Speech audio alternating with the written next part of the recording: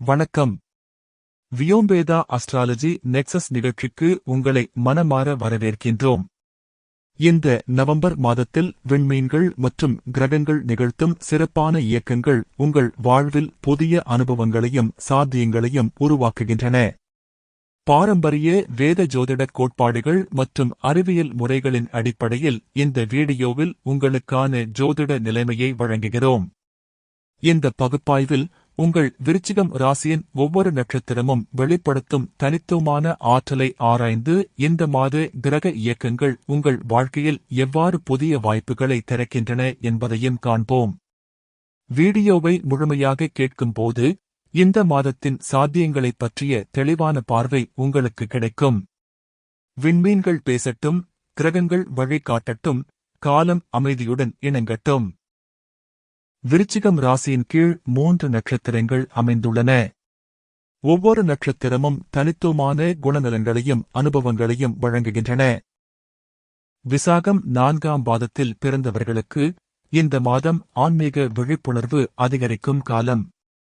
உங்கள் உள்ளுணர்வு கூர்மையடைந்து புதிய தத்துவ சிந்தனைகள் மலரும்.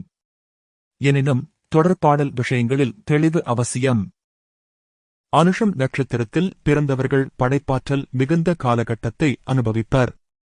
முதல் பாதத்தினர் கல்வியில் முன்னேற்றம் காண்பர். 2ஆம் மற்றும் 3ஆம் பாதத்தினருக்கு நிதிநிலை மேம்படும். 4ஆம் பாதத்தினர் ஆளுமையில் புதிய பரிமாணம் பெறுவர். கேட்டை நட்சத்திரத்தில் பிறந்தவர்களுக்கு மாற்றங்கள் நிறைந்த மாதம். முதல் மற்றும் 4ஆம் பாதத்தினருக்கு தலைமைத்துவ வாய்ப்புகள் அமையும். 2ஆம் பாதத்தினர் குடும்ப விஷயங்களில் கவனம் செலுத்த வேண்டும். 3ஆம் பாதத்தினர் தொழில் துறையில் புதிய பாதைகளை காண்பர். இவ்வாறு ஒவ்வொரு நட்சத்திரமும் தனக்கென ஒரு தனித்துவமான பயணத்தை இந்த மாதம் மேற்கொள்கிறது. விண்மீன்களின் வழிகாட்டுதல் உங்களுக்கு ஒளியூட்டட்டும். நவம்பர் மாதம் விருச்சிகம் ராசிக்கு பல முக்கியமான கிரக இயக்கங்கள் நிகழ்கின்றன. சூரிய பகவான் மாதத்தின் முதல் பாதியில் துலாம் ராசியில் 12ஆம் வீட்டில் சஞ்சரிக்கிறார். 17ஆம் தேதியிலிருந்து அவர் விருச்சிகம் ராசியில் முதல் வீட்டிற்கு பிரவேசிக்கிறார். இந்த இடப்பெயர்வு உங்களின் ஆளுமையை வலுப்படுத்தி தலைமைத்துவ ஆற்றலை மேம்படுத்துகிறது. செவ்வாய் பகவான் மாதம் முழுவதும் விருச்சிகம் ராசியில் முதல் வீட்டில் வீற்றிருக்கிறார். இது தன்னம்பிக்கை, தைரியம், முடிவெடுக்கும் ஆற்றல் ஆகியவற்றை வழங்குகிறது. புதன் பகவான் மாதத்தின் தொடக்கத்தில் முதல் வீட்டில் இருந்து 10ஆம் தேதியன்று வக்ர நிலையில் நுழைகிறார். பின்னர் 24ஆம் தேதியன்று 12ஆம் வீட்டிற்கு வக்ர நிலையிலேயே நகர்கிறார்.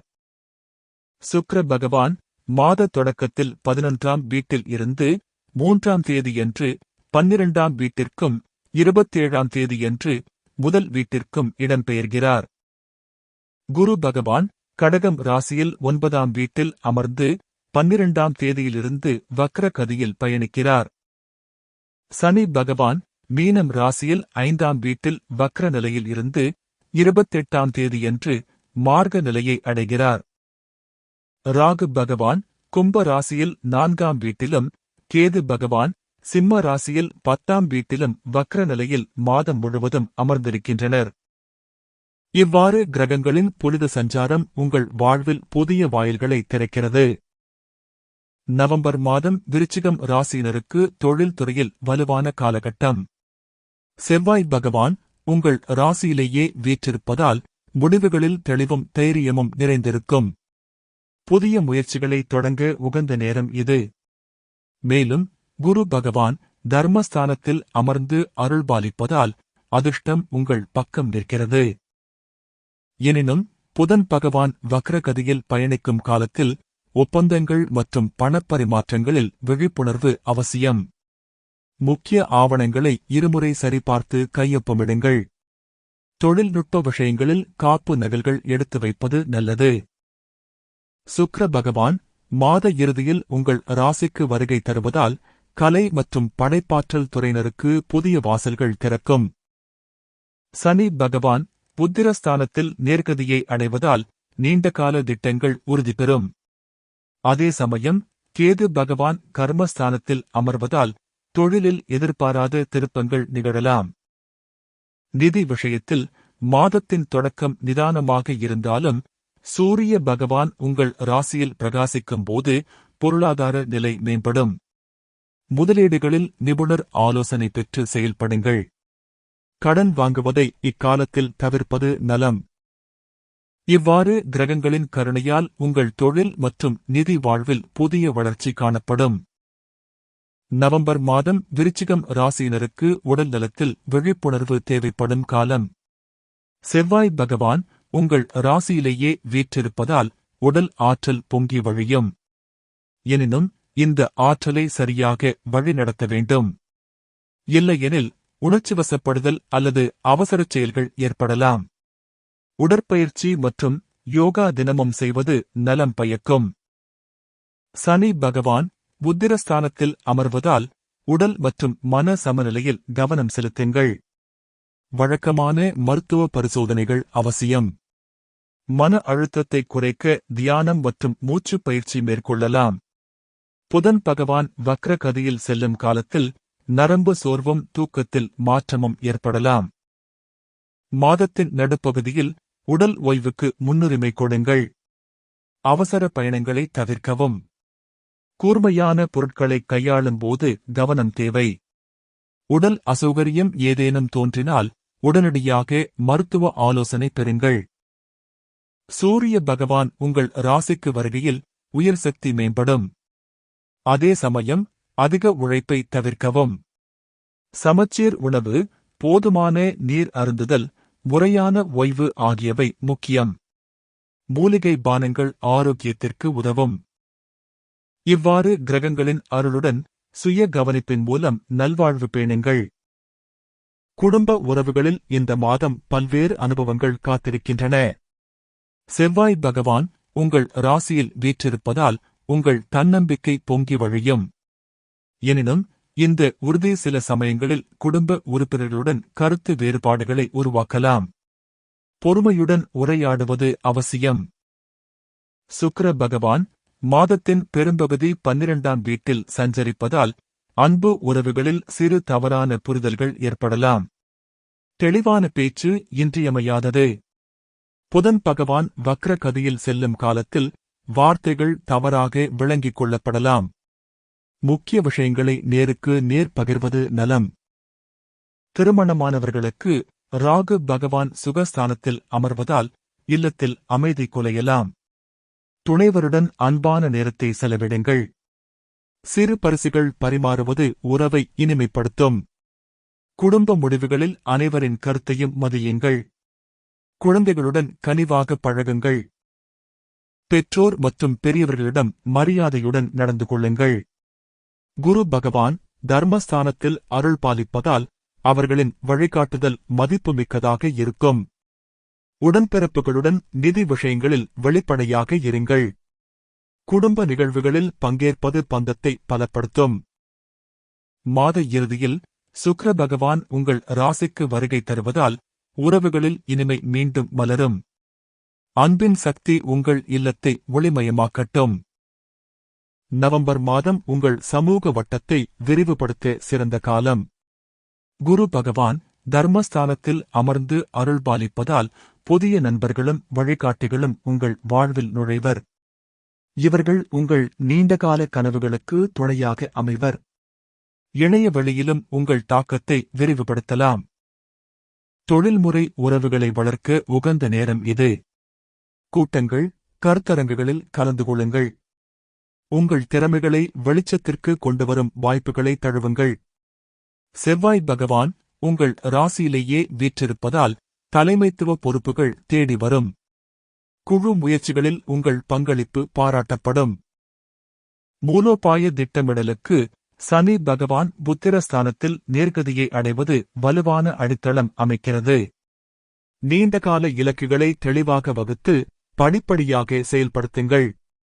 நிதி திட்டங்களை மறுபரிசீலனை செய்யுங்கள். கேது பகவான் கர்மஸ்தானத்தில் அமர்வதால் உங்கள் தொழிலில் ஆன்மீக பரிமாணம் சேரலாம்.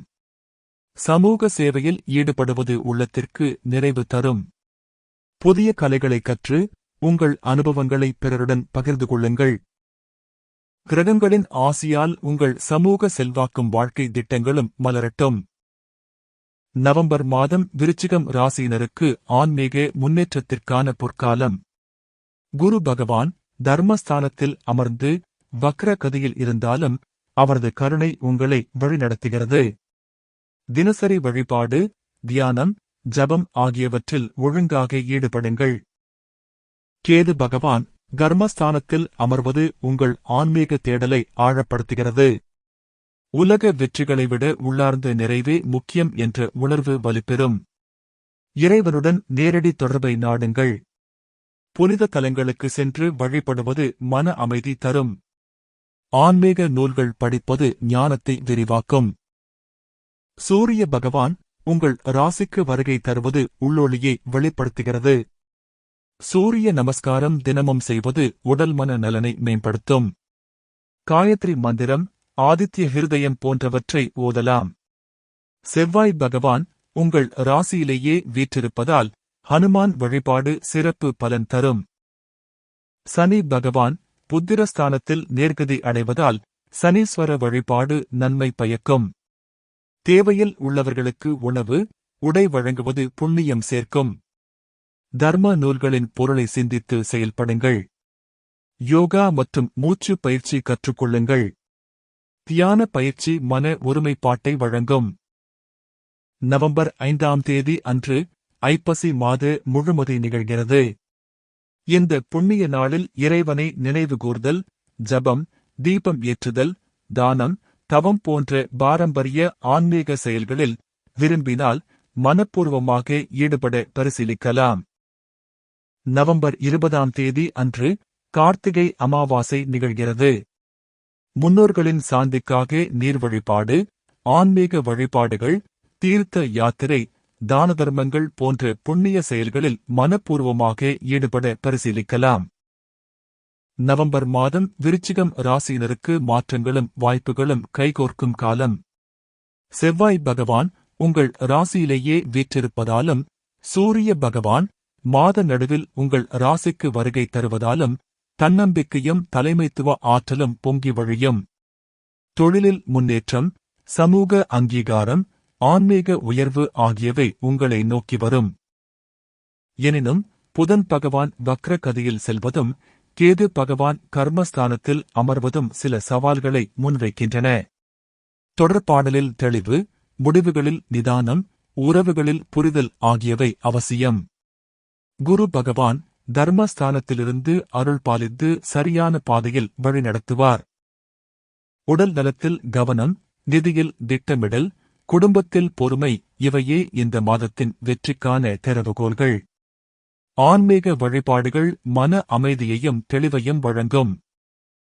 விண்மீன்களின் ஆசியுடன் உங்கள் முயற்சிகள் இனிதே பலிதமாகும். நம்பிக்கையுடன் முன்னேறுங்கள்.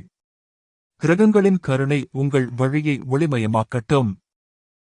இந்த பொது பலன் பகுப்பாய்வு பாரம்பரிய ஜோதிட கோட்பாடுகளின் அடிப்படையில் அமைந்துள்ளது.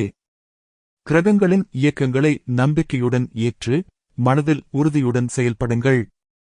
இந்த மாதம் உங்கள் முயற்சிகளில் முன்னேற்றம், உறவுகளில் இனிமை, உங்கள் வாழ்வில் அமைதி, தெளிவு மற்றும் ஒத்திசைவு நிலவ வாழ்த்துகிறோம். விண்மீன்கள் பேசட்டும், கிரகங்கள் வழிகாட்டட்டும், காலம் அமைதியுடன் இணங்கட்டும். வியோம்பேதா அஸ்ட்ராலஜி நெக்சஸ் நிகழ்ச்சியில் இணைந்ததற்கு நன்றி. அடுத்த சந்திப்பில் மீண்டும் காணலாம்.